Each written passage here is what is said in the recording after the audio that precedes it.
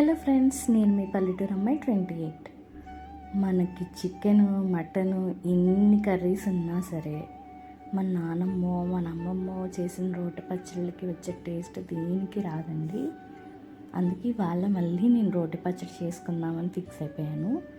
ఏం చేద్దామా అని ఆలోచిస్తుంటే నాకు దొండకాయలు కనిపించినాయండి.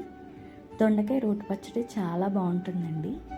సింపుల్గా నేను చెప్పే స్టైల్లో ఒకసారి చేసి చూడండి. ముద్దకి ఎంజాయ్ చేస్తూ తింటారండి. నిజంగా ఒకసారి ట్రై చేయండి. 300 గ్రామ్స్ దొండకాయలు తీసుకుని కట్ చేసుకుని వాష్ చేసుకుని పక్కన పెట్టేసేయండి. తర్వాత స్టవ్ వెలిగించి ప్యాన్ పెట్టి ఆయిల్ వేసి మెంతులు అనేవి 1/2 స్పూన్ వేసుకోండి. అవి దోరగా వేయించండి. అవి దోరగా వేయిన తర్వాత శనగపప్పు, పచ్చిశనగపప్పు, నెక్స్ట్ మినప్పప్పు, మెంతులు, ఆవాలు, జీలకర్ర ఇవన్నీ వేసి ఫ్రై చేసేసి పక్కన పెట్టి చల్లారపెట్టండి. నెక్స్ట్ అదే ప్యాన్లో ఆయిల్ వేసి మనం కట్ చేసుకున్న దొండకాయ ముక్కలు ఉన్నాయి కదండి, అవి వేసి కారంకి తగ్గట్టు నేను 7 పచ్చిమిరపకాయలు వేసుకున్నానండి. మీ కారంకి తగ్గట్టు మీరు చూసుకొని వేసుకోండి. అవి ఫ్రై అయ్యేలోపు మనం ముందుగా పెట్టుకున్న పప్పులు ఉన్నాయి కదండి, అవి మిక్సీ పట్టేసి పక్కన పెట్టుకోండి. ఈలోపు ఇవి ఫ్రై అయిపోతాయండి. ఫ్రై అయిన వాటిని తీసుకుని మిక్సీ పట్టేసుకొని పక్కన పెట్టుకోవాలండి.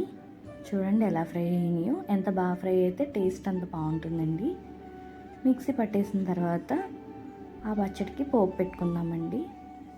ఆయిల్ వేసి జీలకర్ర, ఎండుమిరపకాయలు, కరివేపాకు, కొత్తిమీర, నెక్స్ట్ వెల్లుల్లిపాయలు వేసి బాగా ఫ్రై చేసిన తర్వాత ఆ స్మెల్కే మనకు సగం కడుపు నిండిపోద్దండి.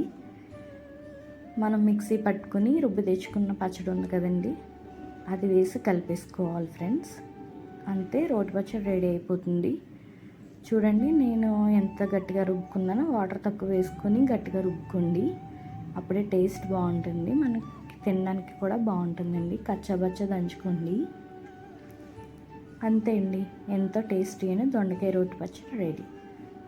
ఇలాంటి వీడియోస్ కావాలనుకుంటే నా ఛానల్ సబ్స్క్రైబ్ చేసుకోండి.